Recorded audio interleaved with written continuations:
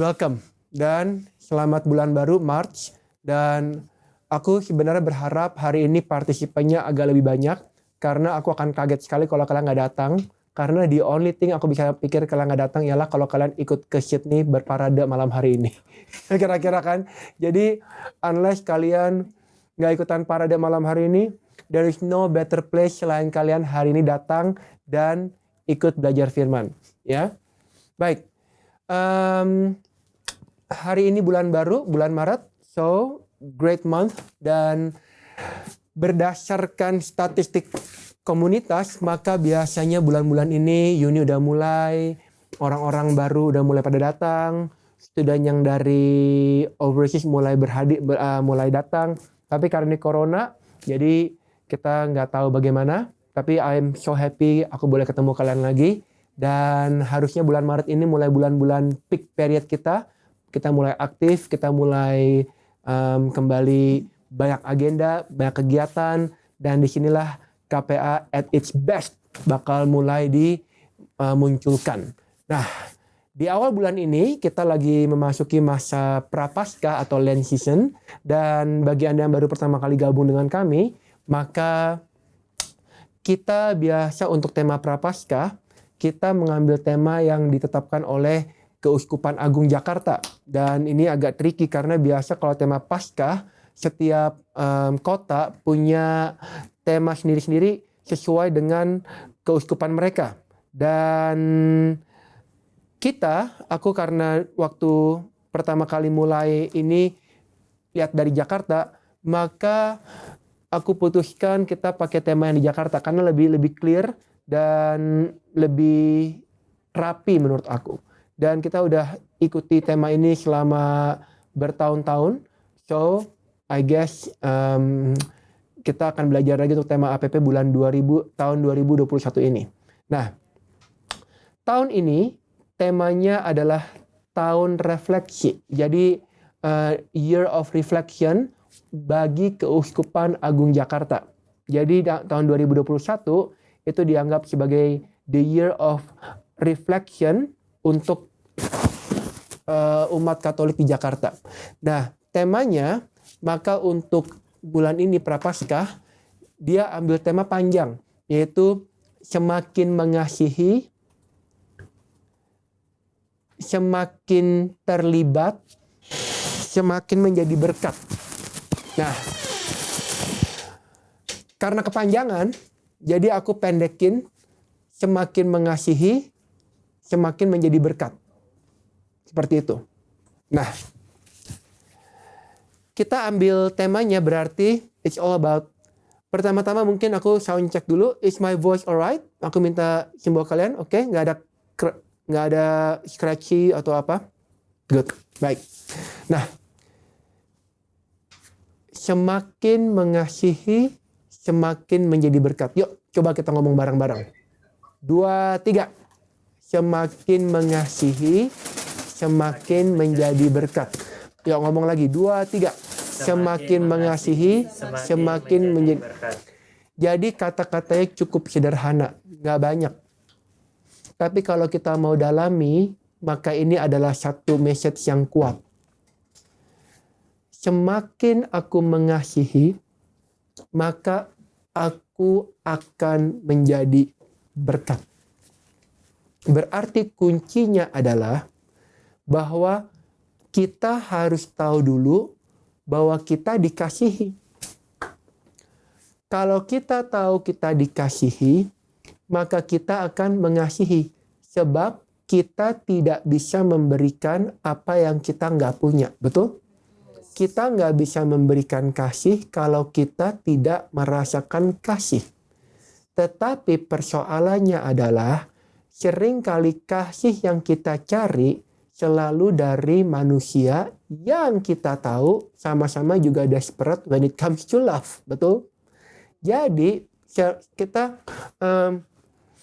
ibaratnya kita mengandalkan kasih itu kepada sumber yang juga sebenarnya terbatas. Kalau kita ketemu orang yang kebetulan cintanya overflowing karena memang karakternya lovable dan loving, puji Tuhan. Tetapi kenyataannya tidak semua orang seperti itu.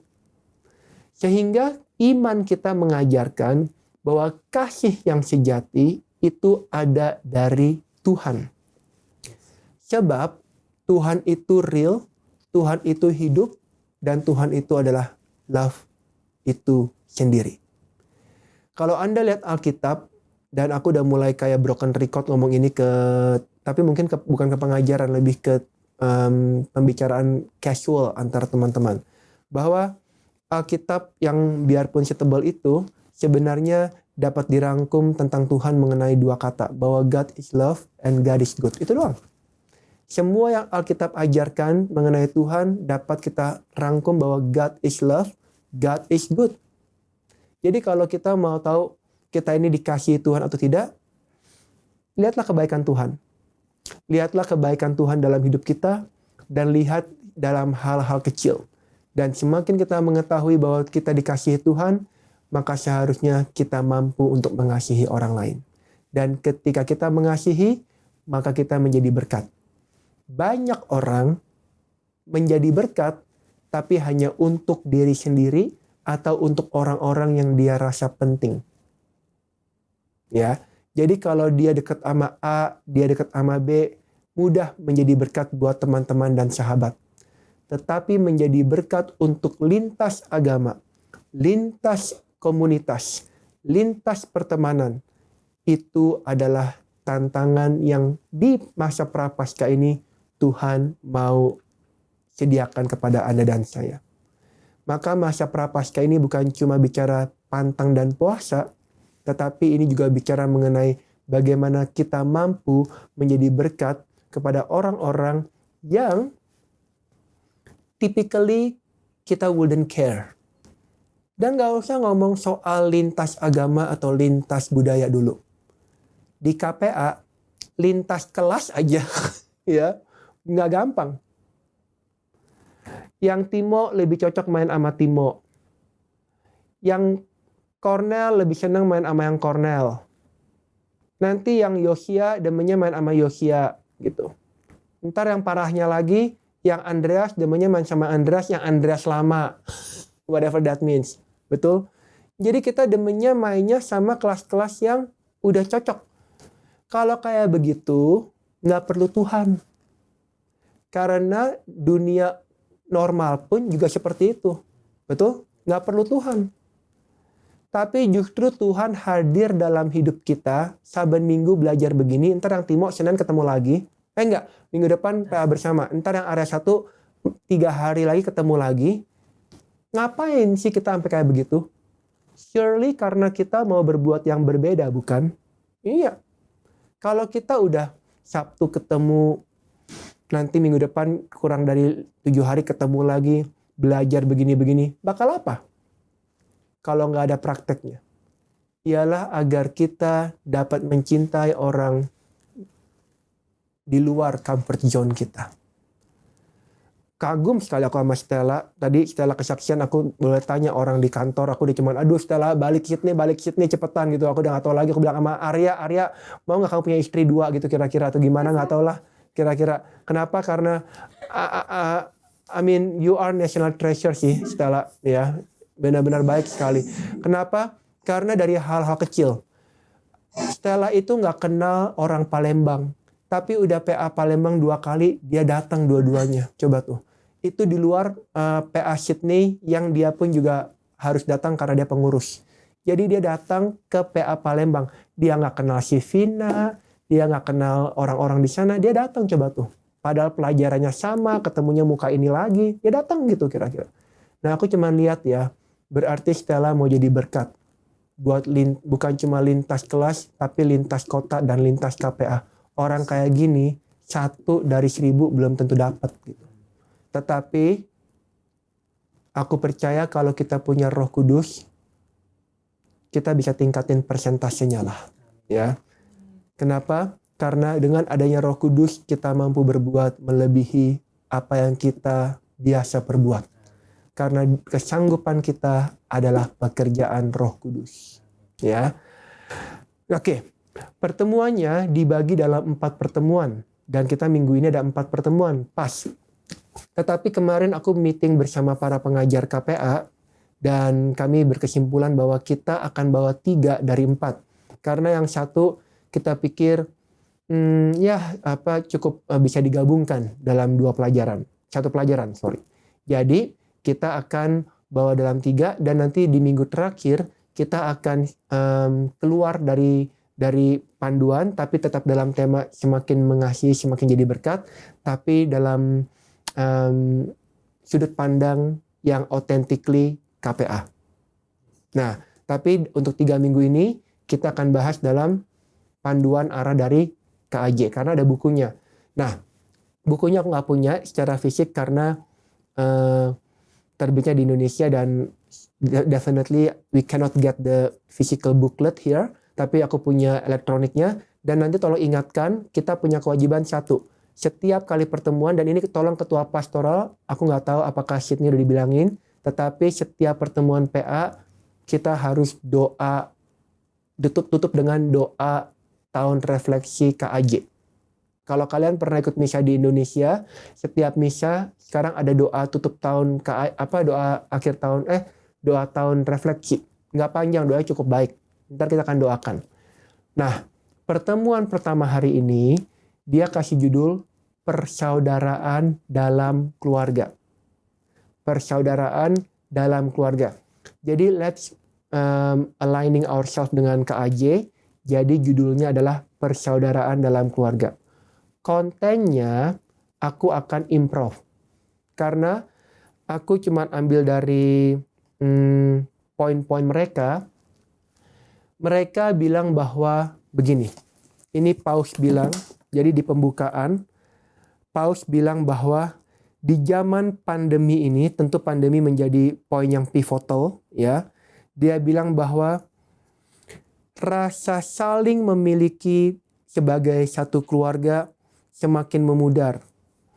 Bahwa berarti rasa sense of belonging dalam keluarga semakin memudar. Apa yang mendominasi adalah sikap dingin, nyaman untuk diri sendiri, dan tidak peduli satu sama lain. Nah, lalu dia pakai bacaannya Yohanes 2, 1-11. Yohanes 2, 1-11. Ini perikop yang kita udah sering baca, yaitu mengenai perkawinan di Kana. Nah, aku senang hari ini Elsa banyak yang hadir, karena ini ngomong persaudaraan dalam keluarga. Tetapi teman-teman, aku udah lihat poin pembahasannya, cukup oke. Tetapi untuk level PA, aku mau lebih dalam lagi. Maka aku udah buat bahan sendiri, dan nanti aku akan inkorporasikan apa yang buku present dengan keseluruhan bahan kita. Tapi tetap judul hari ini ialah persaudaraan dalam keluarga. Jadi apa overall goal dari pelajaran hari ini? Bahwa di dalam keluarga pun persaudaraan harus dibangun. Aku ulang lagi, di dalam keluarga rasa persaudaraan saling memiliki harus dibangun. I bet kalau kita adakan survei, kira-kira what is the thing that you take most for granted, I believe family gonna be one of the top 2 or top 3. Betul? Kalau aku mau bilang, kira-kira hal apa dalam hidup ini yang kita manusia tend to take for granted, maka I believe family is gonna be on top of the list. Betul? Karena kita seringkali take for granted kita punya family. Dan family yang ku maksud di sini adalah family secara biologis. Meskipun aku more than happy untuk kalian sambil terima pengajaran ini, kalian melihatnya family sebagai konteks pastoral kelas kalian, atau sahabat kalian, atau mungkin yang orang tuanya udah nggak ada, and you guys punya teman-teman sendiri. Everyone define family berbeda. Tapi tentu 80-90% penekanan malam hari ini, siang hari ini, adalah mengenai family yang diberikan Tuhan kepada kita biologis. Ada papa, ada mama, anak, dan saudara. Nah, di dalam keluarga yang seperti itu, kita perlu membangun persaudaraan. Agak aneh, karena kalau otomatisnya Bukankah dalam dalam keluarga harusnya udah ada persaudaraan, betul? Kenapa harus ditekankan lagi? Gejala yang aku lihat zaman sekarang teman-teman, aku nggak tahu kalau di Sydney mungkin nggak berasa. Tapi kalau di Jakarta, maka banyak orang kena mental health. Boleh tanya entar kalau Sandy nggak tahu hari ini ada atau enggak. Tapi kalau Anda lihat, Sandy juga pasti bisa lihat bahwa di Indonesia banyak orang stres. Kenapa? Lucu stresnya. Stresnya adalah bahwa mereka selama ini biasa kalau kerja atau bangun pagi, keluarga satu rumah, nanti yang bapak keluar kanan, ibu keluar kiri, anak lurus gitu kira-kira. Jadi ntar pulang rumah udah cuma tinggal malam doang, beres. Tetapi sekarang gara-gara pandemi, bersatu di rumah, semua pada work from home, pada takut keluar rumah. Jadi yang di Indonesia dipaksa untuk spend waktu bersama-sama. Dan bagi banyak orang di Indonesia itu stres. Bisa nangkep? Itu stressful. Berarti kelihatan sekali bahwa selama ini kita disebutnya keluarga, tapi nggak benar-benar ada persaudaraan. Betul? Karena kalau ada persaudaraan, harusnya seperti yang terjadi di KPA Sydney. Pada nginep-nginep rumah teman, betul? Disuruh pulang nggak mau main board games sampai 4-5 jam. Itu kira-kira, ya kan? Mau main ke rumah si A, si B, tiap hari nggak diminta tapi mau main juga.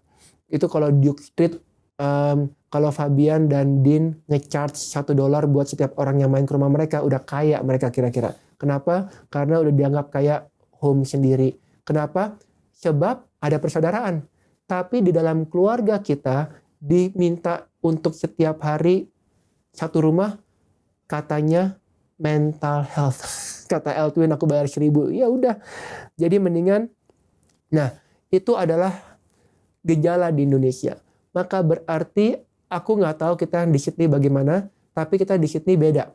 Kita terlepas dari keluarga. Now, I don't know about you, tapi my dad baru ulang tahun kemarin yang ke-69. He is 1 year away dari 70.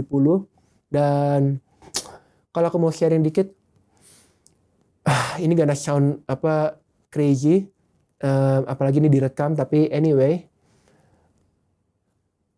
I'm beginning to love my father more and more. Kayak I can say bahwa I love him more than ever. Kayak in a very weird sense, dan ini no pun intended, tapi I can feel I love him more than my mom. Kira-kira. I mean, dan buat anak-anak yang udah kenal aku, ini kalimat mungkin yang baru kenal agak aneh karena kok bisa gitu. Tapi bagi kalian yang kenal aku, kalian udah tahu bahwa I'm very mother centric, dekat sekali dengan mamiku. Tapi when my dad kemarin ulang tahun, I just felt this overflowing feeling bahwa oh my God, I can actually love this person gitu kira-kira. Dan you know what I did kemarin di ulang tahun dia? I actually call him without the need of going through my mom first. You know what I mean? Kayak biasanya untuk ngomong sama papi, mesti telepon mami dulu, pemanasan, warm up, entah kalau udah enak ngomong, baru mana papi. Kira-kira. You know, kayak perlu begitu. I don't know if anyone out there related with me, tapi biasa kayak begitu, perlu warm up dulu. Tapi kemarin, I just call him right away, dan kita ngobrol. Kita ngobrol ulang tahun, ngobrol tentang makan apa, dan I actually put on my Insta story, and dan it was so natural, nggak dipaksa. We talk about for like 1 hour, dan my pray for my dad waktu itu ialah bahwa oh please dia 69, I just want him to live longer, karena I feel like I finally get to the point di mana I can start making connection yang lebih authentic dan lebih wholehearted lagi. So I hope there will be time, dan there will be more than enough time untuk aku dan kalian semua, kita boleh jalin relasi sama ayah kita. Dan that is my experience yang aku alamin di minggu kemarin. Oke. Dan it's very important. Jadi mungkin goal hari ini kalau aku boleh kasih judulnya kan persaudaraan dalam keluarga. Tapi kalau aku boleh tambahin dikit, goal kita kan tahun ini courageous, betul? Courageous leader, courageous culture. Dan kita diminta untuk menjadi pemimpin-pemimpin yang courageous bahkan dalam keluarga kita sendiri. Kita di umur di mana kita tidak hanya bergantung kepada papa kita atau mama kita, tapi kita pun udah cukup mature, udah cukup dewasa untuk mengambil alih kepemimpinan dalam keluarga sesuai dengan bagian kita. Artinya, you are a leader, you are a son, you are the children, tapi at the same time kamu juga leader yang dipimpin Allah untuk memberi dampak positif di keluarga kita. Baik keluarga kecil maupun keluarga besar. Nah, maka aku mungkin lebih bilang begini. Dengan bilang persaudaraan dalam keluarga, lebih tepatnya how to build courageous family. Yang nangkap?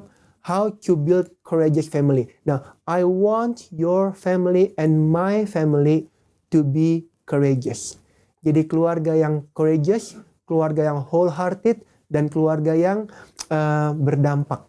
Nah, tentunya dengan bagaimana menciptakan persaudaraan dalam keluarga. Jangan lupa temanya adalah semakin mengasihi, semakin jadi berkat. Berarti kalau kita semakin courageous, semakin wholehearted, maka kita akan jadi berkat. Dimulai dengan Yerusalem kita sendiri yang adalah keluarga kita. And you can do that tanpa perlu physically ada di Indonesia. You can do that bahkan kita ada di Australia sekalipun. Nah, aku langsung ke poin aja. Ada 4 yang aku mau ngomong. Apa itu karakteristik keluarga yang bersaudara, keluarga yang wholehearted, atau keluarga yang courageous family? Nah, maka yang pertama, boleh ambil nggak? Aku ada bawa prop actually.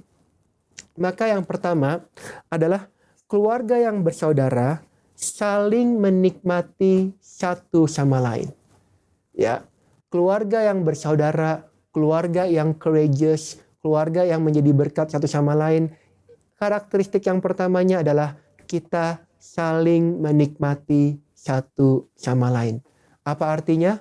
Artinya you enjoy each other companion. Kita enjoy life together. Artinya kalau kita enjoy pergi mancing sama teman-teman kita juga enjoy mancing pergi sama papi kita. Kalau kita pergi enjoy ke Blue Mountain sama teman-teman kita juga enjoy pergi ke Blue Mountain bersama keluarga kita. Although I know it will be a different kind of fun and enjoyment, tetapi poinku pada siang hari ini adalah, do you enjoy your family? Betul? Kamu enjoy nggak your family? Kalau soal cinta, aku rasa udah ke default. Ya, I love my family. Agak aneh kalau ngomongnya I don't love my family. Itu mungkin nada story. Mungkin nada Cimamat, bagaimana luka batin. Tetapi kalau poin dasarnya, do you enjoy your family? Kamu menikmati nggak keluarga kamu? Kamu menikmati ayah kamu, menikmati mami kamu, no matter how unique they are, tapi do you enjoy them or not? Karena kalau kita tidak menikmati satu sama lain, maka berarti kita tidak mampu membangun persaudaraan dalam keluarga, hence kita nggak jadi berkat dalam keluarga kita. Aku ingat kalimat lamaku dulu apa teman-teman lama? Bahwa keluarga adalah orang-orang pertama yang harus menikmati perubahan kita ketika kita dalam Tuhan. Betul? Keluarga adalah orang-orang pertama yang harus menikmati perubahan kita. They should be the first set of people who got to enjoy your change in Jesus.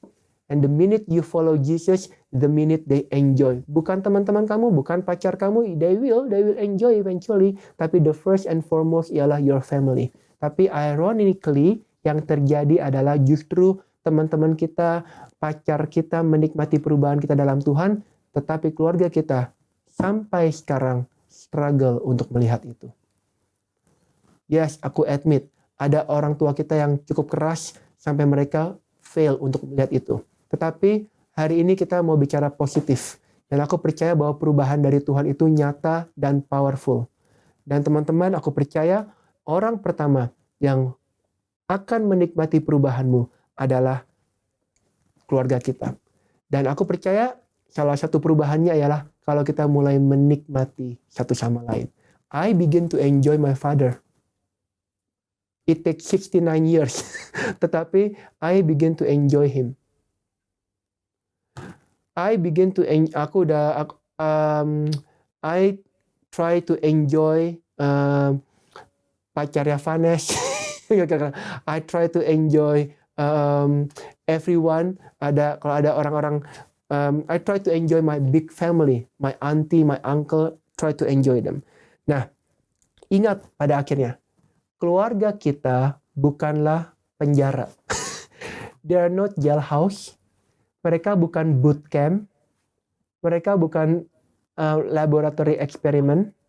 Mereka juga bukan correctional facility. Although sometimes you do feel like that. Betul kan? Kadang-kadang seperti itu. Tapi ingat, Indian family is not places like that. Tapi justru ingat, family adalah safe haven kita. Family harusnya menjadi tempat di mana we get the most enjoyment is in our life. Nah, gimana cara saling menikmati satu sama lain?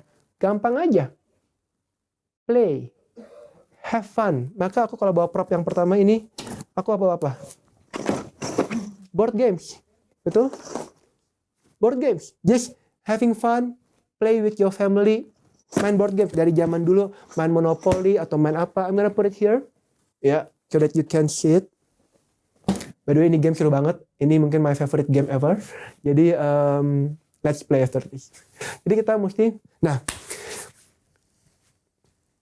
salah satu kata yang aku banyak tinggalkan di bulan lalu adalah wholehearted. Betul, it's like paralel dengan courage. Bahwa there is no courage without vulnerability. Dan tidak mungkin ada courage kalau kita nggak mau mulai embarking a journey di mana kita mulai wholehearted. Mulai segenap hati dan total hati kita. Nah, ini akan kita dalamin lebih lagi di rekoleksi. So I hope kalian udah register. Dan teman-teman, salah satu poin penting mengenai how to become a more wholehearted person, how to live more wholeheartedly adalah yang pertama, salah satunya ialah dengan cultivating play.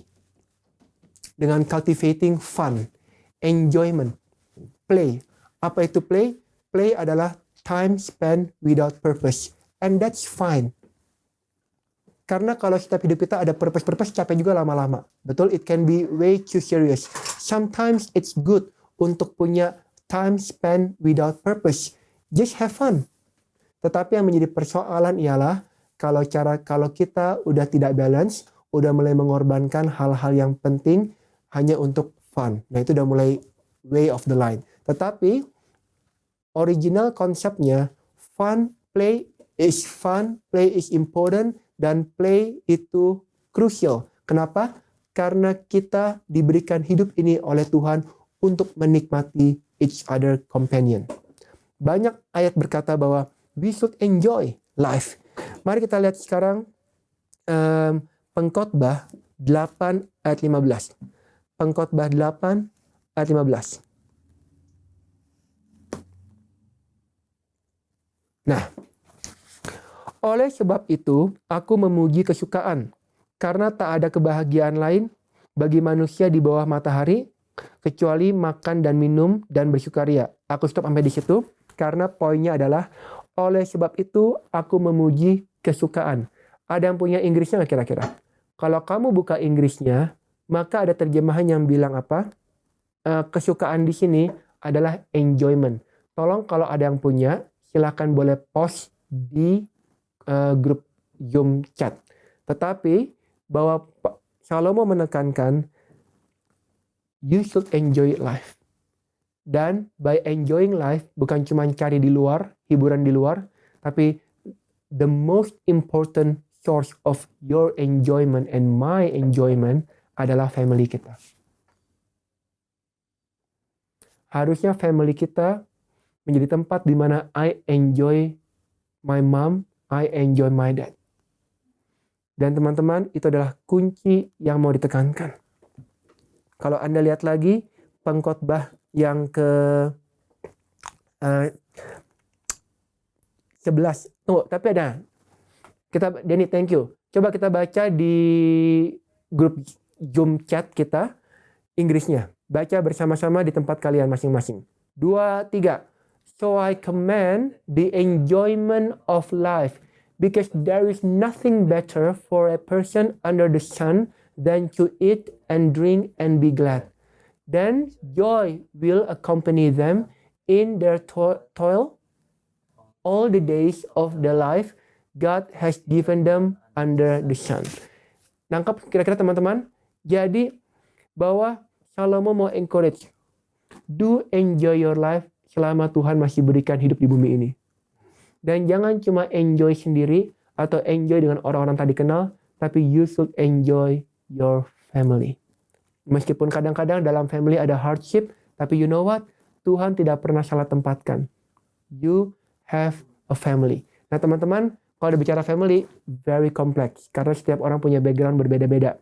Jadi kalau kalian ada pertanyaan, kalian ada mau question, boleh post di grup chat. Nanti aku akan address whenever I got the time. Nah, Pengkhotbah 11 ayat 8a aja bilang, Pengkhotbah 11 8a 2, 3.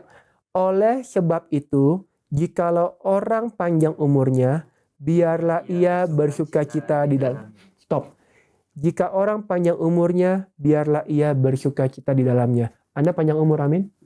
Ya, kita panjang umur. Enggak, kalau kita pendek umur, makin tambah ulang tahun makin pendek. Well, that is the logical approach. Yes, I don't contest that. Tetapi secara iman, kita panjang umur. Betul? Kita panjang umur.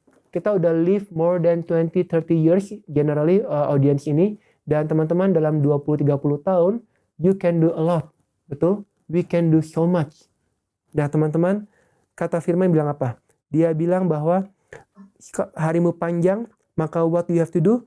Biarlah kau bersukacita di dalamnya. Jadi Tuhan bilang, dan teman-teman, aku harus, semua pada setuju kan? Bahwa the first 10, 20 years, bahkan sampai sekarang of our life, kita banyak spend waktu sama keluarga kita nggak? Iya.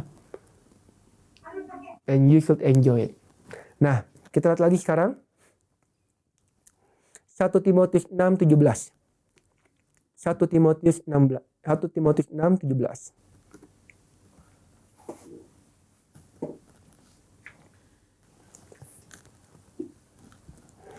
2, 3. Peringatkanlah kepada orang-orang kaya di dunia ini, agar mereka jangan tinggi hati dan jangan berharap pada sesuatu yang tak tentu, seperti kekayaan, melainkan pada Allah. Dalam percayaannya memberikan pada kita segala sesuatu untuk dinikmati. Aku nggak bahas yang A-nya, aku bahas yang B-nya. Bahwa Allah memberikan kepada kita segala sesuatu untuk diapain? Dinikmati. Termasuk keluarga kita nggak? Ya. So make a promise in yourself di masa prapaskah ini. I will enjoy my family. I will start to enjoy every phone call, every Zoom meeting, every WhatsApp group chat. Biarpun kadang-kadang nyebelin, kadang-kadang wasting time, tetapi I'm gonna try to enjoy. Kenapa? Karena selagi waktu masih ada, we should enjoy everything yang Tuhan udah berikan kepada kita. Nah, termasuk keluarga kita. Nah, seringkali orang bilang, kan Tuhan mau kita menikmati hidup ini. Nah, betul. Tapi seringkali cara kita menikmati hidup ini yang seringkali terkesan ungodly dan keliru. Ya, baik. Pengkhotbah 9 ayat 9 bilang apa? Pengkhotbah 9 ayat 9.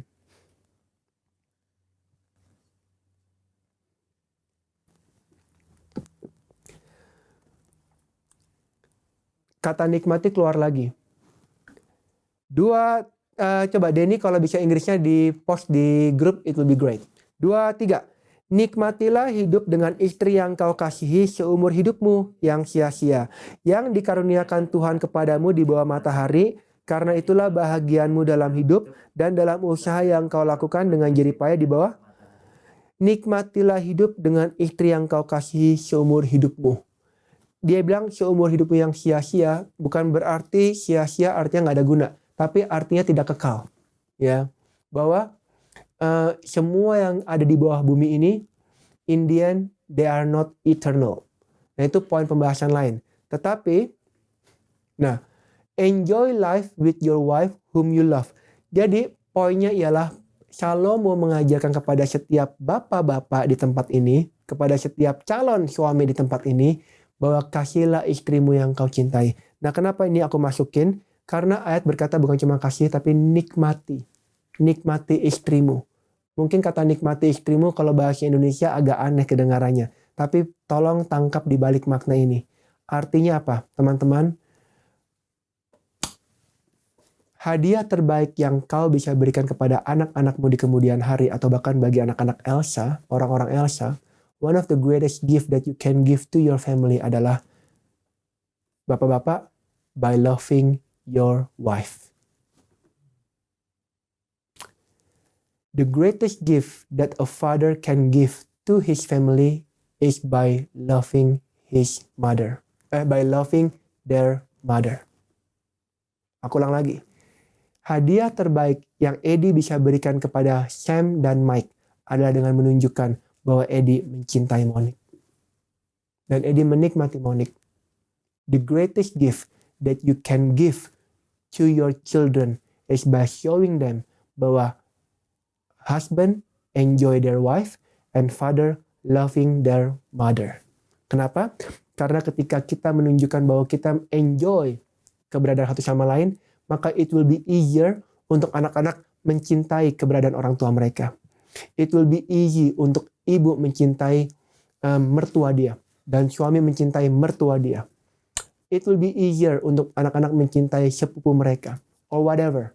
Tetapi yang paling penting, the greatest gift that a father can give to their family is by loving their mother. Sekali lagi. Karena kenapa? Courageous family adalah family yang saling menikmati satu sama lain. They enjoy each other companion. And that is how you build persaudaraan dalam keluarga. And that is how you feel semakin mengasihi, semakin menjadi berkat. Ya. Dan I feel that. Aku gak tahu kalian lihat gimana, tapi banyak ngomong lah. Tapi aku lihat Vanes adikku itu ya, I feel like dia makin mencintai keluarga ini, dia makin mencintai parents dan mom and dad. Kelihatan dari cara dia, in her own way I can tell. Dan aku bersyukur sekali, ya. Ya banyaklah kalau mau diomongin, tetapi karena waktu kita just keep on going. Nah, kita lihat lagi, aku cuma tutup aja di sini. Mazmur 127 ayat 3 untuk poin yang pertama. Mazmur 127 ayat yang ketiga. Mazmur 127 ayat yang ketiga. Bentar ya. Oke, kita baca bersama. 2, 3.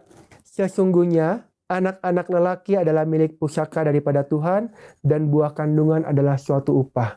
Poinnya adalah bahwa anak adalah pemberian Tuhan. Betul? Kita sering dengar kalimat itu, bahwa anak adalah pemberian Tuhan. Dan kalau anak adalah pemberian Tuhan, maka segala hal yang menjadi pemberian Tuhan itu ought to be enjoyed. Betul? Segala hal yang adalah pemberian Tuhan, bukan cuma alam ciptaan, bukan cuma Blue Mountain atau Hunter Valley, bukan cuma alam ciptaan atau karya-karya yang indah di panggung, tetapi bahkan anak kita, karena dia adalah pemberian Tuhan, mereka pun harus kita nikmati. Nah, jadi itulah keluarga yang luar biasa, keluarga yang courageous, dimulai dengan mereka menikmati one another. Yang kedua, keluarga yang berani atau keluarga yang membangun persaudaraan, maka karakteristiknya apa? Keluarga yang bersaudara saling menumbuhkan satu sama lain. Kalau yang pertama saling menikmati, maka yang kedua, they encourage growth to one another. Mereka menumbuhkan satu sama lain. Termasuk di kelas pastoral PA. Aku harap di setiap kelas pastoral, kalian gak cuma kumpul-kumpul makan-makan Kentucky atau McDonald, tapi kalian juga encourage untuk grow each other. Encourage one another untuk lebih baik lagi hari ini daripada kemarin. Nah, kenapa? Sebab family, tadi aku bilang family itu bukan jailhouse, bukan correctional facility, tapi family sebaliknya it's like a garden. Seperti taman, di mana harus diairi, harus dirawat, dikembangkan, so that they can grow dan be fruitful one another. Dan they can cultivate all the things yang positif. Kenapa? Karena courageous family, wholehearted family, mereka encourage growth one another. Kalau kamu nggak growing, then your family must be doing something wrong. Betul? Karena family yang benar, mereka encourage growth. Nah, ini pertanyaan kedua. What have you learned from your family? Betul? Apa yang kamu telah pelajari from your family? What have you learned from your family? Dan bicara soal learning, bukan cuma bicara anak harus belajar dari orang tua. Dan let me correct this word ya. Betul, kita dibilang orang tua. Dan betul, sama orang tua kita harus respect, sama orang tua kita harus hormat. Dan yes, aku ajarkan kepada anak-anak PA, sebagai orang tua kita harus respect mereka, hormat kepada mereka, memberi salam terlebih dahulu, dan inisiatif banyak kepada mereka. Tetapi bagi orang tua ingat, biarpun kamu orang tua, kamu tetap orang. Dan kalau kamu orang, berarti tetap belajar, tetap vulnerable, tetap bisa salah, you can make a mistake, and yet you can still growing. Kalau kamu mau klaim kata orang tua, jangan cuma fokus kepada kata tuanya, tapi fokus kepada orangnya juga. Betul? Iya. Ini cuma permainan kata-kata. Tetapi I think ada hidden meaning di situ. Kalau kamu mau klaim kata orang tua, jangan cuma fokus kepada kata tuanya, tapi juga fokus kepada kata orangnya. And as a human, you can grow, you can make a mistake, you can be vulnerable, dan kita nggak ada yang sempurna. Oke? Baik. Nah, Lukas 2 ayat yang ke-52 bilang apa? Lukas 2 ayat yang 52.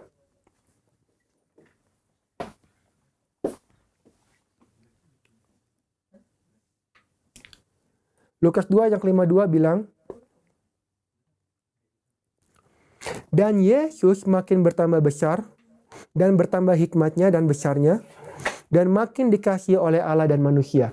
Again, Danny, can you post the English version of it? Karena teman-teman, ini penting.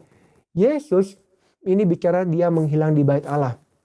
Tetapi yang menjadi ayat emasnya adalah bahwa di ayat yang ke-52 dikatakan bahwa Yesus makin bertambah besar dan bertambah hikmatnya. Ini Inggrisnya lebih bagus. Jadi I'm waiting for Denny punya translator. Ya, kita lihat di Inggrisnya. And Jesus grew in wisdom and stature and in favor with God and man. Jadi Yesus pun juga bertumbuh. Dia bukan bertumbuh di alam jungle sendirian loner begitu, wildly growing. Tetapi Yesus bertumbuh dalam keluarga. Dia memilih Allah kita mengutus putranya yang tunggal bertumbuh dalam keluarga yang sederhana. Anak tukang kayu, keluarga kudus Nazaret. Kenapa? Karena Allah mau bilang, we need family to grow. Betul? We need family. Karena ada hal-hal dalam hidup kita, teman-teman, yang kita nggak bisa belajar di tempat lain selain dari family kita. Do you realize that? Ada hal-hal yang there are things yang bahkan PA nggak bisa cover, yang bahkan pertemanan nggak bisa cover, uni dan lembaga pendidikan nggak bisa ajarkan. There are a lot of things yang the best place to learn ialah within your family. Dan Yesus mau menekankan pentingnya itu. Maka dia bilang apa? Jesus grew in wisdom, stature, in favor with God and man. Betul. Tetapi for that ayat untuk ayat itu terjadi, jangan lupa, Yesus harus bertumbuh dalam keadaan keluarga, dalam lingkungan keluarga. Ada ayah, ada ibu, dan saudara-saudara. Maka ketika kita bertumbuh dalam keluarga yang saling menumbuhkan, ini adalah 4 hal yang Yesus tumbuhkan. Ada 4 hal yang dia growing. Yang pertama, dia grow in wisdom. Dia grow dalam hikmat. Berarti apa? Mentally dia healthy. Mentally dia strong. Mentally dia positif. Dia grow in stature. Apa itu stature? Fisik dia bertumbuh. Berarti badan dia bertumbuh, jasmani dia bertumbuh dengan sehat. Tapi bukan cuma bertumbuh secara mentally dan physically, Yesus juga bertumbuh, grow apa dia bilang? In favor with God. Kalau in favor with God berarti dia bertumbuh spiritually juga. Dia bertumbuh secara spiritual. Dan yang keempat, in favor with God and man. Berarti dia bertumbuh in favor with man juga. Dan ini adalah 4 hal yang Yesus tumbuh kembangkan while he was in a family environment. Yang pertama, dia grow mentally, dia grow physically, dia grow spiritually, tapi dia juga grow socially. Saya nangkap semuanya? Dan ini adalah 4 hal yang seharusnya kita alami di keluarga kita. Kita harus mengalami pertumbuhan ini, kita mengalami keempat ini. Dan ingat, bukan hanya anak yang harus bertumbuh, tetapi juga keluarga kita harus, ayah dan ibu kita, orang tua juga harus bertumbuh.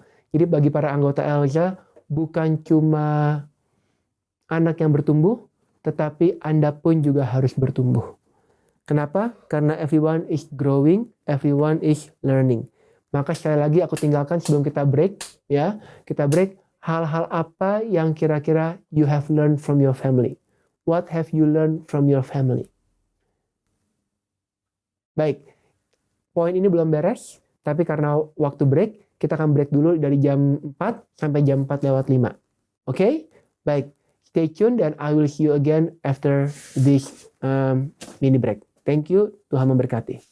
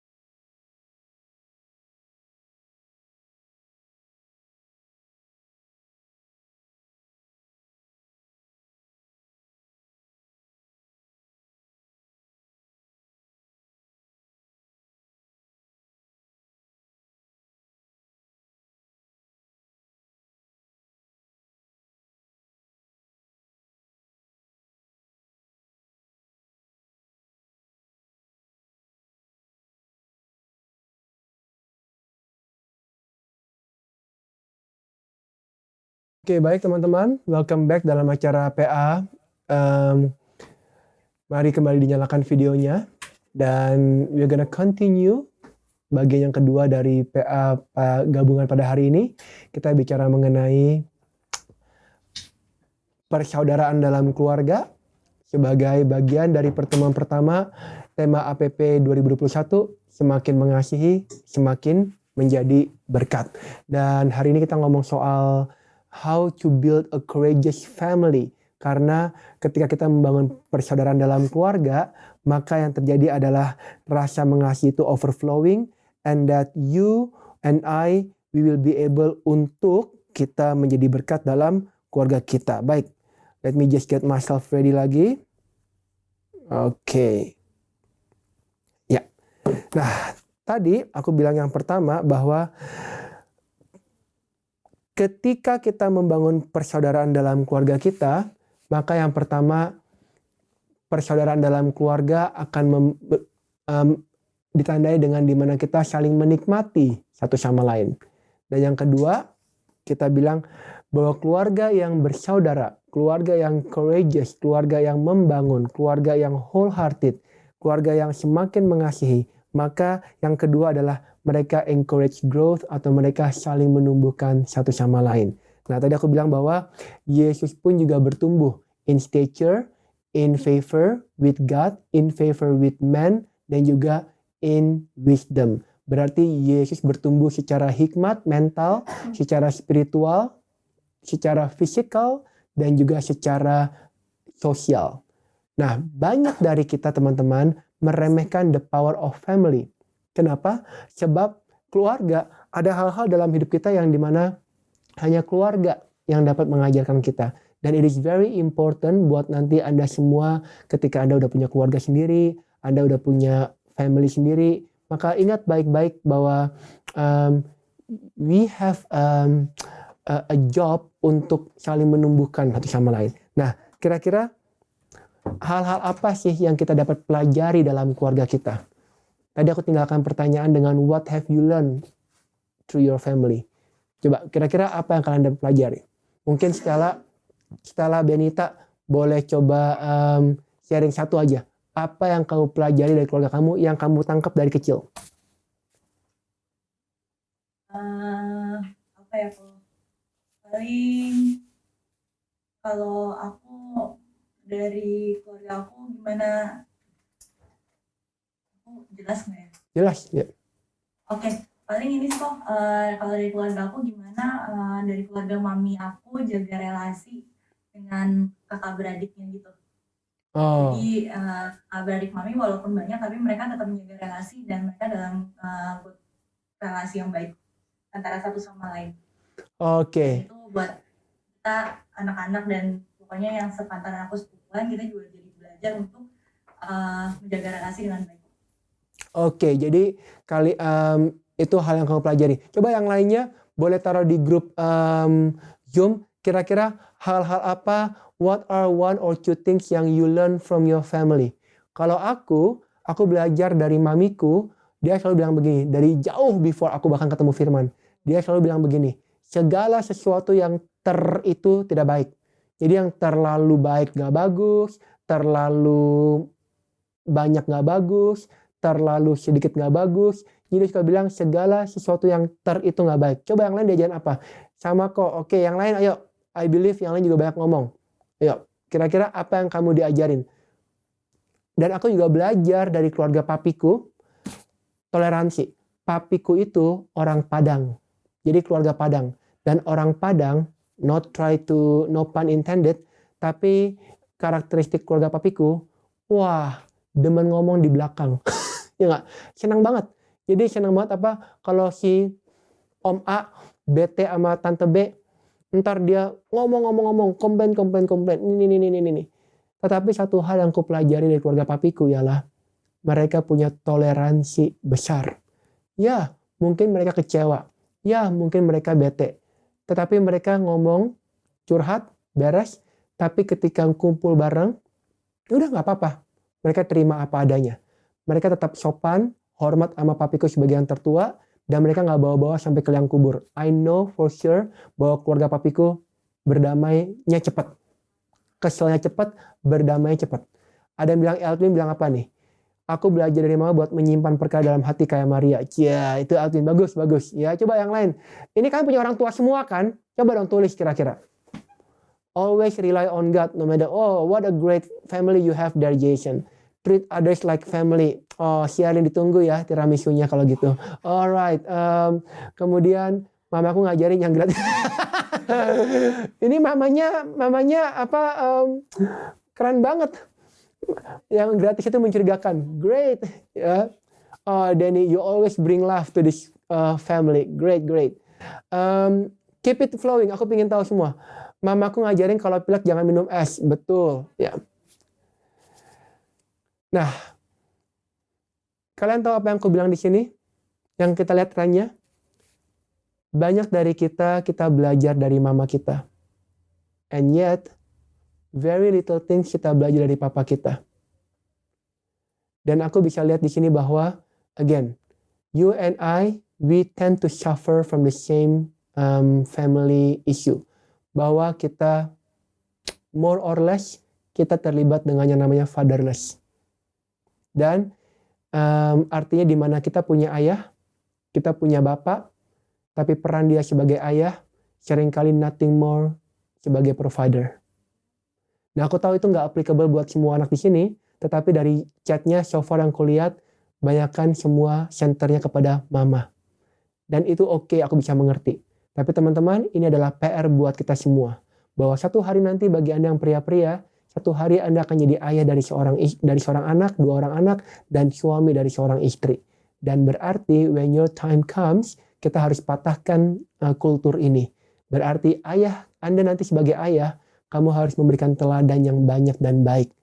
And yet at the same time, you are learning and growing juga. Kenapa? Karena rumah, family, home adalah tempat di mana kita akan mengajarkan satu sama lain. Bukan cuma ayah ke anak, tapi juga anak ke ayah.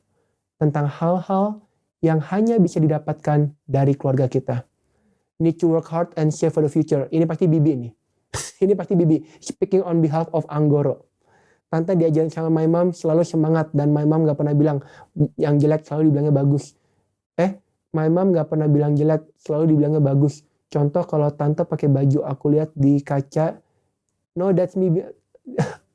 My mom bilang, berarti maminya Tante Leslie ini positive thinking. No, that's me, Billy. Oh, sorry, Billy. Okay, Billy, great. Learn how to seek help from others. Well, that's good, Arifan. Belajar bagaimana meminta pertolongan. Baik. Nah, aku akan lanjutkan, teman-teman. Kira-kira hal apa sih yang kita bisa ajarkan di family kita? Hal apa yang things yang we can only learn in our family more than the others? Yang pertama adalah kita harus belajar satu sama lain how to deal with feelings. Bagaimana kita dealing dengan perasaan kita. Teman-teman, seringkali feeling dalam keluarga seringkali di put aside. Jadi nggak terlalu diutamakan karena I don't know how your family looks like, tapi from where I come from, kita semacam ada satu unspoken rule bahwa cowok nggak boleh nangis, bahwa when you feel something jangan diomongin, keep it, just keep it ya, dan jangan diomongin. Tetapi teman-teman, kita bergerak dalam satu kultur generasi yang baru, di mana we need to teach them how to identify feeling, how to deal with feeling, and how to speak it up, dan bagaimana bukan not how to avoid feeling, tapi how to face feeling. Bisa nangkap semuanya? Kita harus ajarkan satu sama lain kepada keluarga kita, bagaimana kita bisa mengidentifikasikan perasaan kita. Karena seringkali perasaan dalam keluarga diingkari, disembunyikan, atau ditelan. Kita jarang memiliki satu momen dalam keluarga di mana kita punya kesempatan untuk express kita punya feeling, sehingga kita nggak tahu bagaimana how to deal with it. Dan ada banyak dari kita waktu masih anak-anak, kita nggak belajar ini. Sehingga kita harus belajar dari orang luar, dan semua udah kayak Russian roulette. Tahu Russian roulette? Kalau ketemu yang bagus, puji Tuhan. Kalau ketemu yang jelek, sampai sekarang tetap jelek. Kenapa? Karena banyak dari kita bertumbuh dalam keluarga di mana feeling seringkali tidak menjadi satu pembelajaran yang baik. Justru sebaliknya, kita diajarkan baik direct maupun indirectly, ignore it. Just ignore it, atau keep it, atau kita bahkan dilarang untuk menangis, dilarang untuk curhat. We just have to sit down, makan di meja makan, baik, beres, that's it.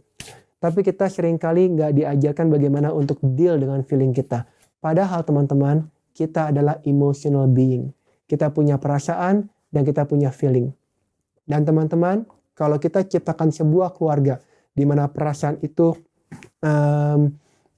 tidak boleh dibicarakan, maka ini akan berbahaya. Sebab ada banyak orang-orang yang ketika terjun di masyarakat, mereka adalah produk dari keluarga yang fail untuk mengajarkan how to deal with their feeling. Betul? Sehingga kita ketemu banyak orang-orang yang gampang terjebak oleh, kalau bahasaku, rayuan gombal. Gitu kira-kira. Atau terjebak oleh emosi semata. Banyak orang yang pacaran sampai berkali-kali lebih dari batas normal, whatever that normal means. Kenapa? Karena mereka tidak pernah belajar bagaimana entertain atau express their feeling dalam keluarga ketika mereka di masa kecil. Dan teman-teman, one day when you have your own family, kalian harus taruh ini tinggi-tinggi, dalam-dalam, bahwa I need to put my feeling at the front line. Karena kenapa? Sepatuh-patuhnya anakku harus kepada orang tua, tetap Indian, mereka adalah manusia yang punya perasaan. And it is important untuk kita address dan kita monitor dan kita saling menguatkan bagaimana caranya merasakan ini. Jadi mungkin aku mau tinggalkan begini. Jangan ajarkan anak kita how to avoid pain. Tapi ajarkan kepada mereka how to feel pain.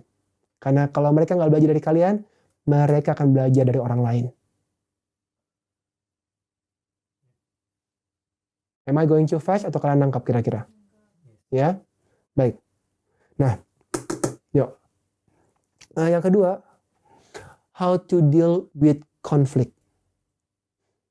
Keluarga harus menjadi tempat pembelajaran bagaimana kita menghadapi konflik. Kenapa teman-teman? Karena dunia, keluarga biarpun harus dinikmati, tapi guess what? Dunia as we know it tidak seindah itu. Betul? Biarpun banyak yang dinikmati dan banyak yang bisa di-enjoy, tetapi kenyataannya banyak yang menderita. Life is hard, tadi kata Denny, life is hard and it is hard. Tetapi keluarga harus menjadi tempat bukan mengingkari hardship itu, tetapi menjadi tempat di mana bagaimana kita deal dengan hardship itu. Kamu akan mengalami konflik, teman-teman. Kita akan mengalami konflik baik dalam lingkungan kerja, dalam lingkungan pertemanan. Anakmu akan mengalami her or his first breakup, betul? Akan mengalami his atau her first failure. Tapi teman-teman ingat, konflik pasti terjadi. Tahu konflik ya, berarti berantem, ribut. Dan konflik pasti terjadi antar sesama anggota keluarga. Bukan cuma antara suami istri, tapi mama ke anak, papa ke anak ke anak, semuanya. Pasti ada konflik. Dan sebagai keluarga, satu rumah, kita harus ajarkan kepada anak-anak kita how to deal with it. Karena kalau mereka tidak belajar dari kita, mereka akan belajar dari orang lain. Dan dunia selalu menawarkan hal-hal yang express, instan, tapi bahaya. And it is important untuk ajarkan bagaimana to deal with conflict.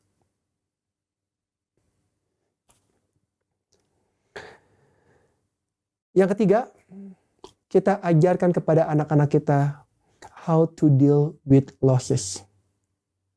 Bagaimana mengajarkan kepada anak kita untuk deal dengan kehilangan. Dan teman-teman, kita harus ajarkan kepada anak-anak kita bahwa you cannot win all the time. Kamu tidak akan menang selamanya. No matter how good your plan is, no matter how good your organizing skill is, in the end akan ada waktu di mana you will win, tapi you will lose juga.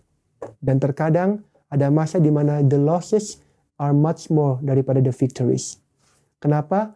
Karena bukan soal loss atau win-nya, tapi yang paling penting adalah bagaimana kita mengajarkan kepada anak-anak kita dan kepada suami istri kita juga bahwa you know what, loss is inevitable. Tetapi at the same time, it's not the end of your life. Betul? It's not the end of your life. Banyak orang merasa when they lost, it's the end of their life. Tetapi bagian kita dalam keluarga, kita ajarkan kepada mereka bahwa you know what, loss is part of the game. Tapi it's not the end of your life. When it comes to the end of your life, you will know. Percayalah. Tapi not this time, not today, my son. Ya, dan kita harus mampu ajarkan seperti itu. Dan makanya paling gampang, bagaimana cara mengajarkan? Renat, good, great. I like your responses teman-teman. Dan yang paling penting, itulah kenapa it's good untuk ajarkan teman-teman, anak-anak kita, how to compete dalam kompetisi. Kompetisi lari, renang, dan aku tahu mereka pasti akan kalah, ada menang, tapi yang paling penting bahwa no, Sidi juga lo mengajak anak gak bisa menang. No, bukan soal mengajar anak gak bisa menang. Of course you have to teach them how to win, betul? You teach them strategi, you teach them hard work, you teach them how to motivate on court, battle. Of course those things kita ajarin Edimonik. Tetapi kita juga harus ajarkan bahwa in the end, semua kerja keras itu tidak selalu berujung pada kemenangan. It can lead us to defeat still. Tapi poinnya ialah bahwa bukan soal menang, bukan soal kalah. Yang paling penting ialah you show up, you are present, you've been brave, dan percayalah, it's not the end of your life. That is how you teach anak-anak kamu how to deal with losses. Karena teman-teman, dengan kompetisi, anak-anak bakal mengalami kalah atau menang. Cara lain apa cara lain? Piara binatang piaraan, betul? When you have a good loving pet, anjing, kucing, kelinci, they will die eventually. And when they die, kamu jangan cuma ajarkan, udah buang, kubur, buang, lempar gitu, beli yang baru. When you teach them that, mereka, anak-anak gak bakal mengerti. Karena ingat teman-teman, terkadang atau bahkan sering kali dalam lingkungan keluarga, your children will not remember what you say, tapi they will remember how you make them feel. Ya, they're not gonna remember what you teach, what you say, tapi they're gonna remember how you make them feel. Dan it is very important. Dan teman-teman punya, I'm getting a bit emotional ngajarin beginian. Tapi teman-teman ngomongin soal binatang piaraan, my family love binatang.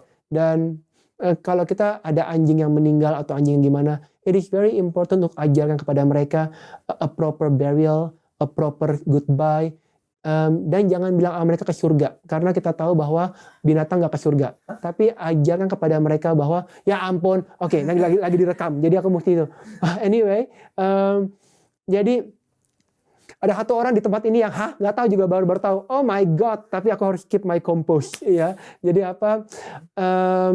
You have to teach them bahwa binatang gak ke surga, tapi it's life and it's good, it's okay. Dan ketika mereka ready, kita berikan mereka, ketika mereka ready, kita berikan lagi kesempatan yang baru. Kenapa teman-teman sekalian, Bapak Ibu? Karena ini adalah ajaran kita untuk hari depan lagi. Karena one day, these small losses akan mengajarkan kita kepada preparation untuk one of the big loss moment in our life. Yaitu ketika kita kehilangan orang tua kita, kehilangan our family member, kehilangan hal-hal yang besar. I haven't lost any of my parents, so I cannot say on behalf of those yang udah pernah. Tapi I guess you should listen from them. Tapi I will bet, aku akan presume bahwa when that happen, you really need someone to talk to. Karena it's not about the loss sometimes, tapi it's about the pain, it's about the emotion, it's about mungkin kamu udah terima faktanya, tapi kamu belum bisa terima the emotion that rolling around inside you. Dan you need guidance. Dan teman-teman, it is very important untuk kita punya family, persaudaraan dalam keluarga yang mengajarkan kita hal-hal seperti ini. Kalau enggak, mereka akan belajar dari orang-orang lain di luar sana. Dan again, kita akan berarti kita it's 50-50. Tapi I guess nggak 50-50. I guess more like 80-20 kepada duniawi. Kenapa? Karena lawan anak-anak kita di luar sana bukan cuma dunia, tapi juga iblis dan kedagingan. You cannot win kalau kita tidak punya a solid foundation dalam keluarga kita. Nah, jadi aku cuma taruh ayat Amsal 24:16 berkata 7 kali orang benar jatuh namun dia bangkit kembali. Dan itu adalah ayat yang harus kamu ajarkan di keluarga kita dari kecil. Bahwa no matter how many times kamu jatuh, kamu bangkit kembali. Dan that's one of the things yang anak-anak harus belajar di keluarga kita. Yang keempat, selain belajar how to deal with feeling, conflict, losses. Yang keempat, how to know what value is matter. Learn how to know what values matter. Itu. Learn to know what values matter. Jadi belajar apa itu value yang penting dalam keluarga ini. Apa yang penting in life. Karena kalau kamu nggak ajarkan what is important and what is not, dunia yang akan ajarkan. Dan kamu lihat di luar sana, dunia ajarkan apa? Duit penting. Image penting. Sex penting. Everything about that, itu yang dunia tanamkan. Kita sebagai keluarga, kita harus mampu ajarkan kepada anak-anak kita dan juga kepada satu sama lain, what is important in this home. What is important in this home. Dan aku tidak bisa ajarkan kepada kalian karena kalian punya home sendiri-sendiri, it's all up to you.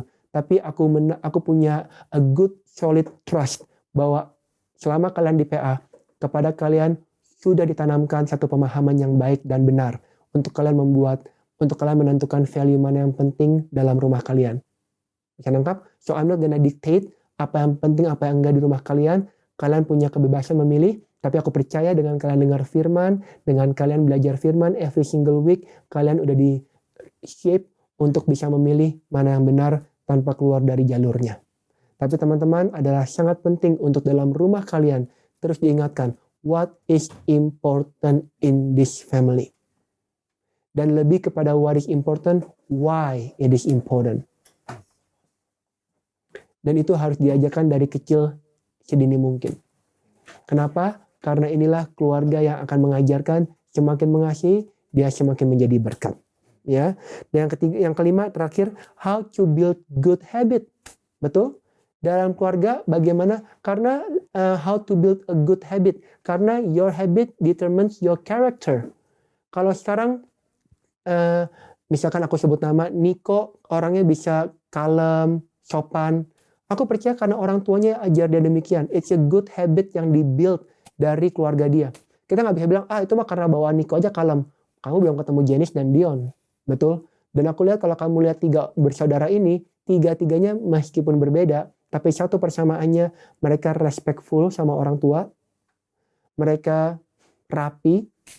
I don't know about Dion, tapi ya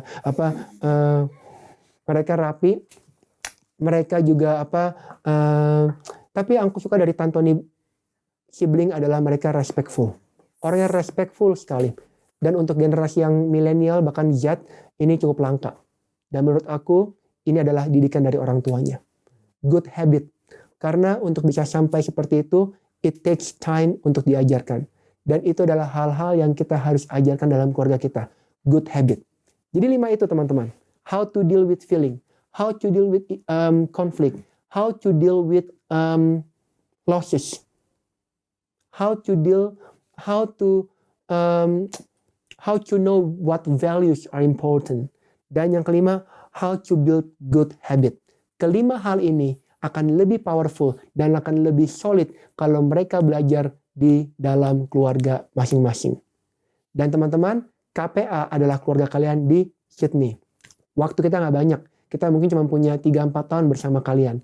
Nah teman-teman, adalah keputusan dua belah pihak untuk baik pengurus pastoral dan diri kalian sendiri untuk saling berinteraksi, memutuskan bahwa kau familyku and I'm your family member, dan kita saling bertumbuh, building good habit bersama-sama. Ya, jadi it's very important. Baik, yang ketiga. Jadi yang pertama tadi, keluarga yang bersaudara, mereka menikmati satu sama lain. keluarga yang bersaudara, mereka menumbuhkan hati sama lain. Yang ketiga, cepat aja, keluarga yang bersaudara, apa? Saling melindungi satu sama lain. Family protect each other. Family protect one another.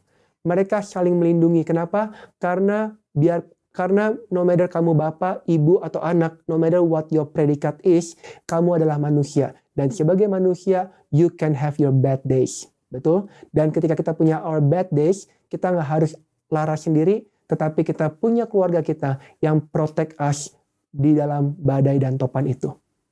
Kenapa? Karena it's inevitable. Di dalam keluarga pasti ada chapter-chapter di mana ayah mengalami badai, ibu mengalami badai, dan anak mengalami badai. Dan kita harus jadi satu keluarga yang mampu menciptakan satu safe haven di mana you know what? We protect each other. Dan yes, anak kita salah. Dan kita akan tegur mereka. Tetapi di depan orang kita lindungi mereka. Kita nggak biarkan anak kita dihina, diinjak-injak, apalagi dirusak identitasnya. We will tell them what you do and what is wrong. Tetapi at the same time, we protect them dari banyak hal.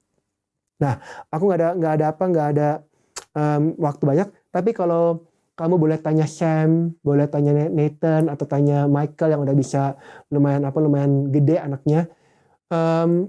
Kamu coba tanya mereka one day. One day I'm gonna have this survey ke anak-anak. Boleh nih anak-anak Nico, Chips boleh ditanya. Kira-kira why do you love your parents? What is the most thing that you love about your parents? Atau why you love your family? Dan kalau Anda survei begitu, I bet jawabannya nggak jauh-jauh dari begini. I love my mom and dad because they take care of me. Nah, ada kata di balik kata take care itu. Karena di balik kata take care tersimpan ada makna bahwa my mom and dad protect me. They nurture me. They taking care of me. Jadi teman-teman, kalau mau membangun kekeluargaan di kelas-kelas kalian, protect them. Protect them, lindungi mereka. Bukan berarti mereka salah, kamu nggak tegur. Kamu tegur mereka. Tetapi at the same time, kamu juga protect mereka. Koroy, aku protect dari apa ya? Well, selain dari penderitaan dan tantangan, aku cuma mau highlight doang. Do you know that you have to protect your family dari change? Perubahan. Kenapa? Bukan berarti kita menghindari perubahan, tetapi ketika perubahan terjadi, kita harus sadar bahwa itu adalah masa-masa yang paling vulnerable buat setiap family member, terutama anak kita. Paling gampang begini, kalau mau dikaitkan dengan KPA, belah kelas, rombak kelas, betul? Padahal kelas Timo udah kuat. Misalkan kelas Timotius udah solid, udah kuat. Nah, ada tugas Jane dan tugas Pio dan juga orang-orang yang mature di kelas itu untuk saling menguatkan kepada anak-anak bahwa change is good. It's tough, tapi it's good. And no matter where we go, we will protect each other. Gitu. We will respect the new class. Kita akan respect kelas yang baru. Kita akan respect your new leader. Tapi at the same time, do know bahwa kita belong to one another.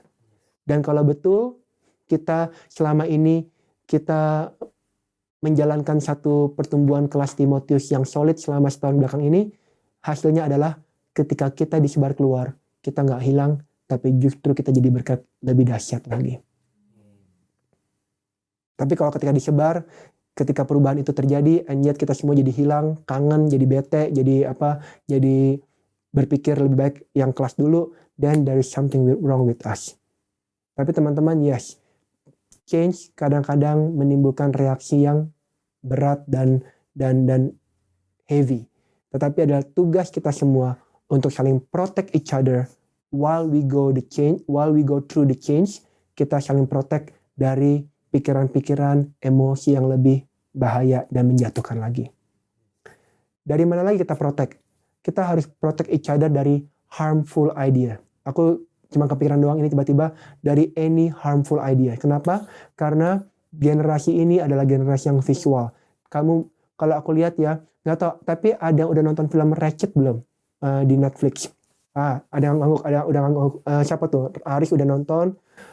Setelah udah, siapa lagi yang udah nonton boleh angkat tangan atau gimana. Ini video pada nggak dinyalain ya, 45 orang ya. Coba, masa yang nyalain cuma berapa orang doang? Coba. Nah, kalau kamu nonton film Ratchet, I think that is a very very dark movie. Betul kira-kira? Very dark. Kenapa? Karena literal sekali, darah di mana-mana, pembunuhan cepat sekali, dan it's just Game of Thrones juga lumayan keluar banyak. Aku tahu dulu, aku nggak nonton sih, tapi 13 Reasons Why atau yang katanya soal seperti itu, teman-teman, itu adalah akses yang sekarang hanya sejauh klik. No matter how parental guidance yang kamu taruh, tetap dunia terlalu lihai daripada protection kita. Nah teman-teman, kita protect each other dari harmful idea bukan dengan melarang mereka buka ini buka itu. Karena it's inevitable, mereka bakal buka. Tetapi yang paling penting ialah kita continuously check one another. Are you good? Are you okay? Be vulnerable to one another. Dan kita protect each other dari hal-hal seperti itu. Kenapa? Karena family harusnya saling melindungi satu sama lain. Dan I hope there is the kind of feeling yang kamu dapat bersama keluarga kamu. Bahwa my family, they protect me. They are not my enemy, they protect me as much as I will protect them. Baik, karena waktu cepat aja yang keempat. Jadi yang pertama tadi, a courageous family, keluarga yang bersaudara, they enjoy each other, they encourage growth, they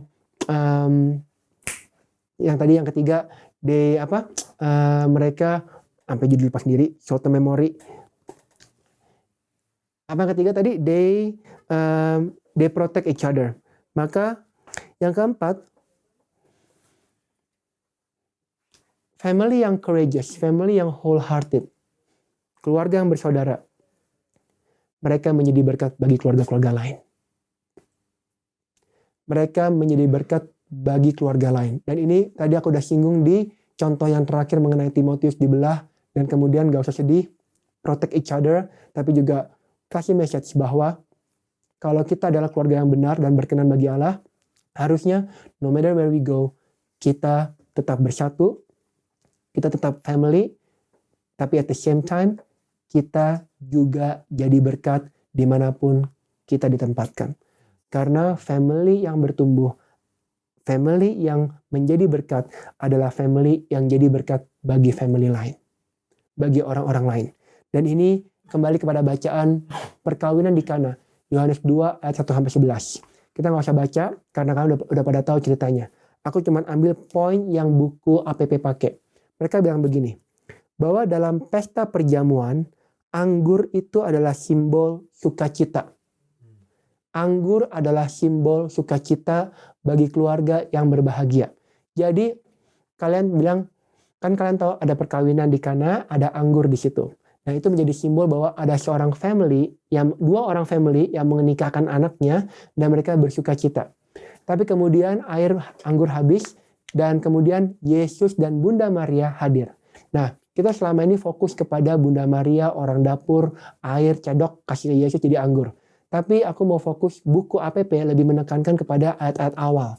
Di mana Yesus dan Bunda Maria yang hadir ke pernikahan adalah lambang dari sebuah keluarga kudus Nazaret yang hadir kepada satu acara pernikahan dan mereka menjadi berkat bagi keluarga lain yang sedang berbahagia pada hari itu. Saya nangkap semuanya. Jadi perkawinan di Kana bukanlah mujizat Yesus semata, tapi adalah mujizat yang terjadi karena Yesus dan Bunda Maria, they come as one family. They come as one family, come visiting another family. Be joyful dan turut berbahagia kepada sukacita keluarga lain. And when trouble comes, baik Bunda Maria dan Yesus, mereka melakukan aksi mereka jadi superhero dan mereka mengubah air menjadi anggur sehingga sukacita keluarga yang berbahagia pada saat itu terkendali dan tetap ada. Dan itulah Anda dan saya. Dimanapun KPA berada, we are family. Kita mungkin bukan bound by blood, tapi kita bound by the Spirit of God. Dimanapun kita berada, Di gereja CIC, kita harus jadi berkat. Masing-masing memainkan peran superhero-nya, kita jadi blessing. Betul? Lalu kalau kita lagi di restoran, kita jadi berkat. Kita lagi di taman, di park, lagi barbekyuan, kita jadi berkat. Di mana 2-3 anak KPA berkumpul, mereka jadi berkat. Kenapa? Karena you are family to one another. Dan sebagai family, dimanapun kita berada, kita harus mampu jadi berkat bagi orang-orang yang membutuhkan. Itu secara komunitas.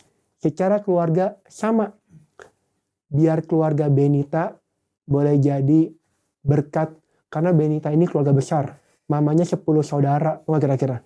Jadi biar ketika berkumpul Cynthia atau kumpul kawinan, biar keluarganya Fanny dan Stella jadi berkat. Ya kira-kira, jadi berkat.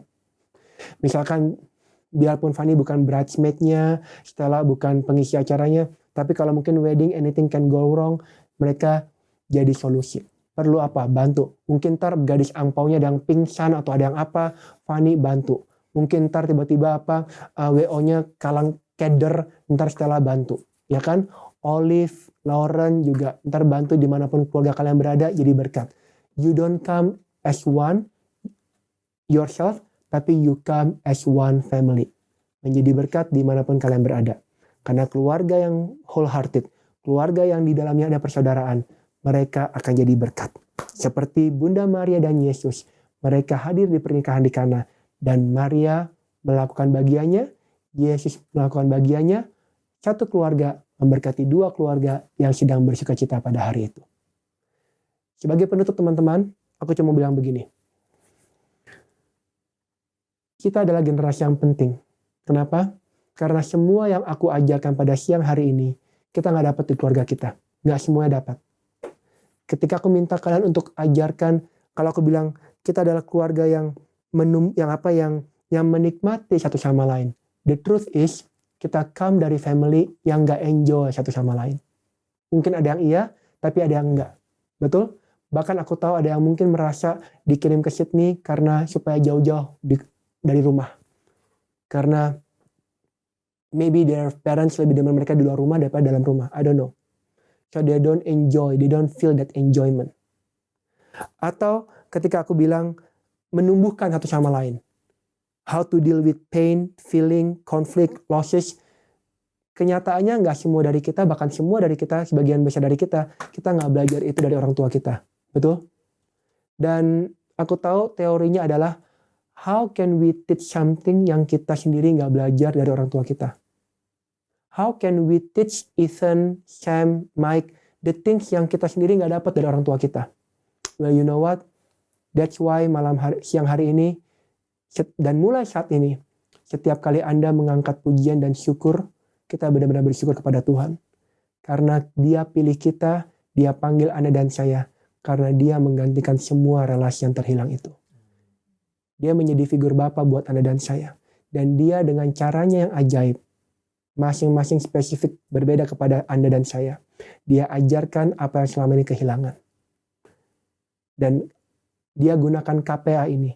Dia gunakan acara ini. Dia gunakan DPL, DAKP, pastoral. Karena Dia mau ajarkan kepada kita hal-hal yang seharusnya kita dapatkan di keluarga kita. That's why I feel like komunitas ini cukup serius. Karena aku tahu Tuhan serius sama kita.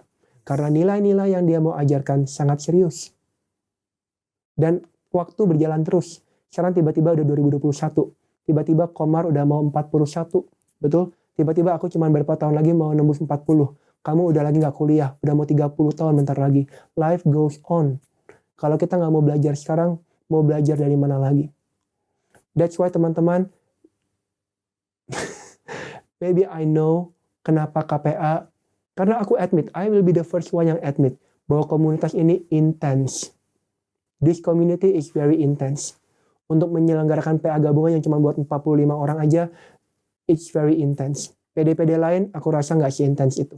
Kita sangat intens. Dan gak cuma PA, bahkan rekoleksi, bahkan acara-acara kita semuanya very intense. To the extent yang mungkin kamu berpikir, gila ya gue ngapain beginian ya. Tapi kalau mau dipikir-pikir lagi, could it be that the reason why we are being put in this community yang high performance, karena Di belakang that high performing, Tuhan mau ajarkan kita high value. Tuhan mau ajarkan kita nilai-nilai yang dalam.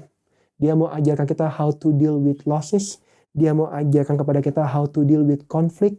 Dia mau ajarkan kepada kita what matters, how to deal with your feeling. Dan ini almost like to some people, ini udah seperti our final chance untuk deal, bertumbuh dengan hal-hal ini. Karena one day, sooner or later, you will become a father, kamu bakal jadi mother, kamu bakal punya keluarga sendiri.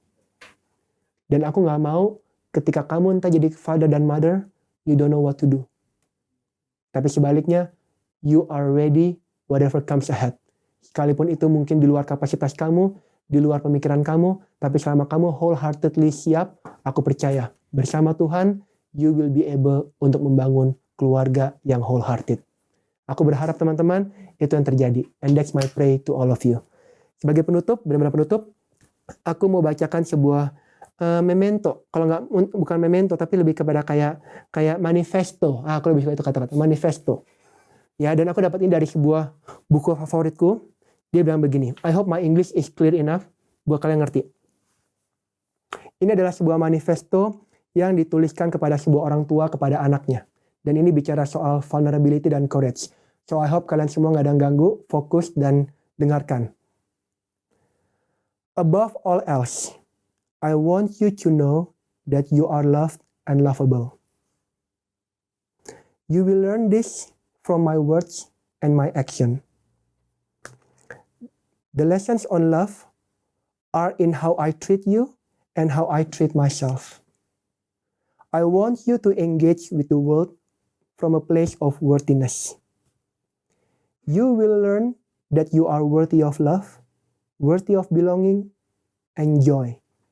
Every time you see me practice self-compassion and embrace my own imperfection. As a family, we will practice courage by showing up, letting ourselves be seen, and honoring vulnerability. We will share our story of struggle and strength. There will be always room in our home for both. We will teach you compassion by practicing compassion with ourselves first, and then with each other. We will set and respect boundary. We will honor hard work, hope, and perseverance. Resting and play will be family value as well as family practices. You will learn accountability and respect by watching me making mistakes and making amends, and by watching how I ask for what I need and talk about how I feel. I want you to know joy, so together we will practice gratitude. I want you to feel joy, so together we will learn how to be vulnerable. When uncertainty visits, you will be able to draw from the Spirit that is part of our everyday life. Together we will cry, we will face fear, and together we will grieve. I will teach you not to take away your pain, but instead, I will sit you and teach you how to feel it. We will laugh, we will sing, we will dance, and we will create. We will always have permission to be ourselves with each other. No matter what, you will always belong here. And as you begin your wholehearted journey, the greatest gift that I can give to you is to live and to love with my whole heart and to dare greatly. I will not teach or love or show you anything perfectly, but I will let you see me, and I will always hold sacred the gift of seeing you, truly, deeply seeing you. Kira-kira Inggrisku nangkap atau enggak, tapi I will post ini punya manifesto kepada grup. Tapi satu yang aku suka bahwa teman-teman, ini adalah satu prinsip yang ditaruh di keluarga ini untuk rumah mereka. Dan I hope no matter rumah yang kalian bikin rumah yang Tuhan ciptakan buat kalian. Kalian boleh ciptakan sebuah rumah di mana vulnerability, courage, love, imperfection menjadi nilai-nilai di mana anak kita dapat belajar dan mempraktekkan. Baik teman-teman, dengan demikian berakhirlah pelajaran pada hari ini. Thank you for watching dan Tuhan berkati kita semua. Amin.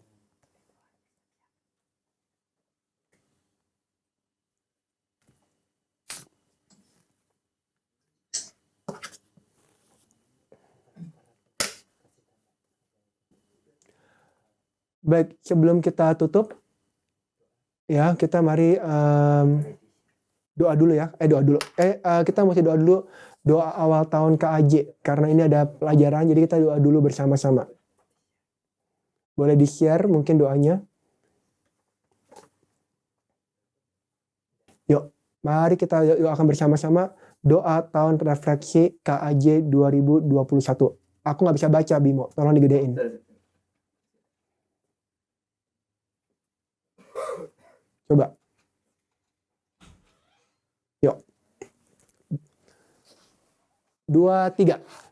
Allah Bapa, penyelenggara kehidupan, kami bersyukur karena Engkau telah menggerakkan para perintis, para martir, dan mengutus banyak pribadi untuk terlibat dalam perjalanan hidup Gereja Keuskupan Agung Jakarta. Kami sungguh mengasihi keuskupan kami dan semakin ingin terlibat sehingga semakin menjadi berkat bagi seluruh ciptaan. Bimbinglah kami agar mampu melihat ke dalam dan melakukan perbaikan diri, mengadakan perubahan yang diperlukan, dan mewujudkan niat-niat yang lebih baik dan lebih kokoh dalam menjalankan semua aspek kehidupan gereja dan masyarakat. Curahkanlah Roh Kudus-Mu agar kami semakin mampu menjadi gembala baik dan murah hati yang dengan sukacita terus menghidupkan nilai-nilai Pancasila dalam negara kesatuan Republik Indonesia. Turut menciptakan dunia yang lebih sehat dan lebih layak, terlebih selama masa pandemi. Semakin memiliki perhatian kepada mereka yang kecil, lemah, miskin, tertindas, dan disabilitas. Mengikuti teladan putramu, berbuah bagi kebaikan bersama. Santo Yosef, pelindung gereja semesta, doakanlah kami. Bunda Maria, Bunda umat berhikmat, Bunda segala suku, doakanlah kami. Amin. Salam Maria, penuh rahmat, Tuhan sertamu, terpujilah engkau di antara wanita, dan terpujilah buah tubuhmu Yesus. Santa Maria, Bunda Allah, doakanlah kami yang berdosa ini, sekarang dan waktu kami mati. Amin. Bapa dalam surga, terima kasih buat firman-Mu pada sore hari ini. Perkataan saya terbatas, tapi biar kuasa-Mu tak terbatas Tuhan. Pada hari ini doa kami ialah biar Kau bangkitkan rasa mencintai kami kepada keluarga kami. Biar kami hari ini boleh tutup pelajaran pada hari ini, membuka tahun Maret 2021 ini dengan kesadaran bahwa kami mencintai keluarga kami. Kami menikmati mereka dan kami percaya bahwa siapapun yang Kau tempatkan jadi papa dan mama kami, saudara kandung kami, semua tepat sesuai rencana-Mu Tuhan. Apapun kekurangan dan kelebihan mereka, kami tahu Tuhan bahwa Kau terlebih baik dan sungguh baik adanya. Maka biar kiranya Tuhan dalam masa prapaskah ini benar-benar kami boleh dipulihkan Yerusalem kami Bapa. Kami boleh semakin belajar mencintai keluarga kami, dan kami boleh semakin menghargai mereka dan berdoa bagi mereka. Terima kasih Tuhan, kami doa buat ayah dan ibu kami, buat saudara kami di Indonesia. Jauhkanlah mereka semua dari mara bahaya Tuhan, jauhkan mereka dari segala penyakit, dan biar mereka boleh terus Tuhan, sehat selalu, boleh semakin memuliakan nama-Mu, dan biar sungguh Tuhan, kami tidak sia-siakan waktu-waktu ini, tapi sebaliknya kami gunakan waktu-waktu ini untuk memuliakan nama-Mu, untuk meninggikan nama-Mu, jadi garam dan terang dimanapun kami berada. Terima kasih Bapa, kini kami mau lanjutkan acara kami, biar apapun yang terjadi, semua hanya demi kemuliaan nama-Mu. Di dalam nama Tuhan Yesus kami berdoa dan mengucap syukur. Amin. Bapa, Putra dan Roh Kudus. Amin.